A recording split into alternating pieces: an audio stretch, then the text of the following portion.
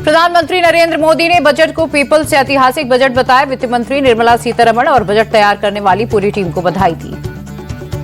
प्रधानमंत्री बोले, आम आदमी का बजट जनता जनार्दन का बजट, ये 140 करोड़ देशवासियों की आकांक्षाओं और विकसित भारत के मिशन को बढ़ाने वाला बजट। प्रधानमंत्री ने कहा, इस बजट से सेविंग भी होगी, इन्वेस्टमेंट भी होगा और ग्रोथ भी होगा। ये आम आदमी को जेब भरने वाला बजट हम विकास भी और विरासत भी के मंत्र को लेकर चल रहे हैं।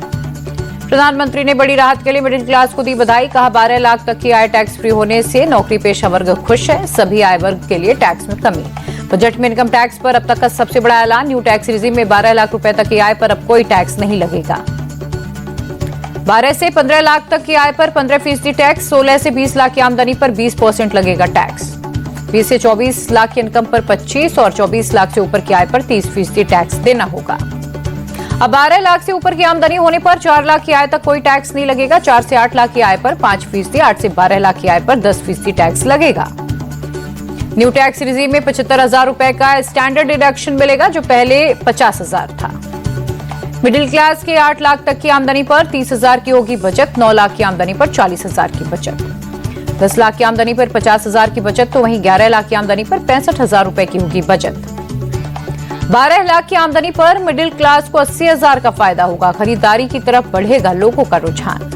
वित्त मंत्री ने कहा, इनकम टैक्स में बड़ा बदलाव होगा। अगले हफ्ते सरकार लोकसभा में इनकम टैक्स बिल पेश करेगी। केंद्रीय मंत्री नितिन गडकरी बोले, वित्त मंत्री ने देश का ऐतिहासिक बजट पेश किया। हमेशा की तरह इस बार भी इंफ्रास्ट्रक्चर पर जोर दिया गया। केंद्रीय मंत्री शिवराज सिंह चौहान ने कहा, यह आत्मनिर्भर भारत का बजट, जिसमें कृषि और किसानों के कल्याण पर सर्वोच्च ध्यान दिया गया। आप सांसद संजय सिंह ने कहा, बजट में गरीब किसान छोटे कारोबारियों के लिए कुछ नहीं है। ये बजट चंद पूंजीपति दोस्तों को फायदा पहुंचाने वाला। सपा सांसद डिंपल यादव का सरकार पर तंज, बोली, इस बार के बजट में सरकार ने कुछ भी नया नहीं किया।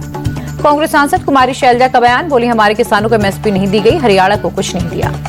आम बजट के बाद निफ्टी ऑटो और कंजप्शन सेक्टर उछले। एफएमसीजी सेक्टर में सबसे ज्यादा उछाल, रियल एस्टेट सेक्टर में भी जोश। महाकुंभ में भगदड़ वाली जगह पर पहुंचे सीएम योगी, अफसरों से हादसे की जानकारी ली। कुछ लोग साजिश करने से बाज नहीं आ रहे, कहा। सीएम योगी ने जगतगुरु रामभद्राचार्य से मुलाकात कर आशीर्वाद लिया। सतुआ बाबा के पट्टाभिषेक में भी हुए शामिल। योगी ने प्रयागराज के आसपास के जिलों के बॉर्डर पर जाम और सुरक्षा का हवाई सर्वे किया। अफसरों को और बेहतर इंतजाम के निर्देश दिए।